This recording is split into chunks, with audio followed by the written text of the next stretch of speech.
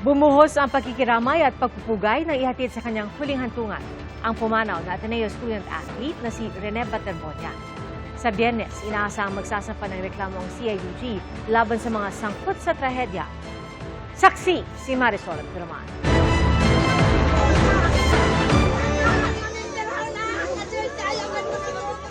Sa huling sulyap sa batang atleta na puno ng pangarap, bumuhos ang emosyon habang inihahatid si Rene Baterbonia sa kanyang huling hantungan sa Talocogon Memorial Park sa Agusan del Sur.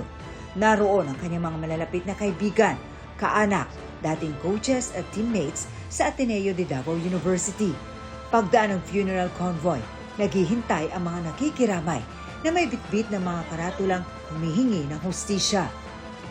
Nagpasalamat din ang ina ni Rene sa lahat ng mga sumusuporta at nagmamahal sa kanyang anak. Ako na akong pasalamat sa inyo tanan. Kabalo ko,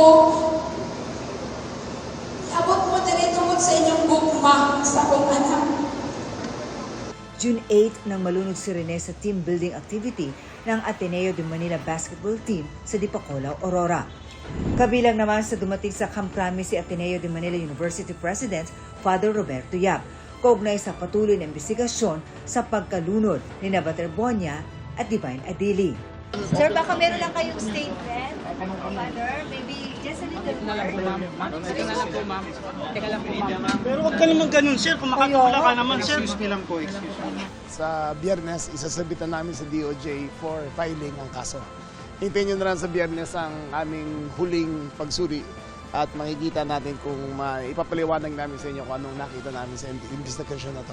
Ayon sa PNP, nasa 10 individual ang posibleng maharap sa reklamo na karamihan ay staff ng basketball team. More or less about 11 or 10. We commit that it will be referred within this week. Bukas ipinatawag ng CIDG si Smart Chairman, President and CEO Manny Pangilinan. Base sa mga impormasyong nakalap ng CIDG, ang Smart Communications daw ang nangangasiwa sa basketball program ng Ateneo. Itinanggi na ito noon ng MVP Sports Foundation. Ayon sa kanila, nagbibigay lamang sila ng pondo at hindi nila pagmamay-ari o minamanage ang nasabing koponan. Ako si Marisol Abduraman, ang inyong saksi.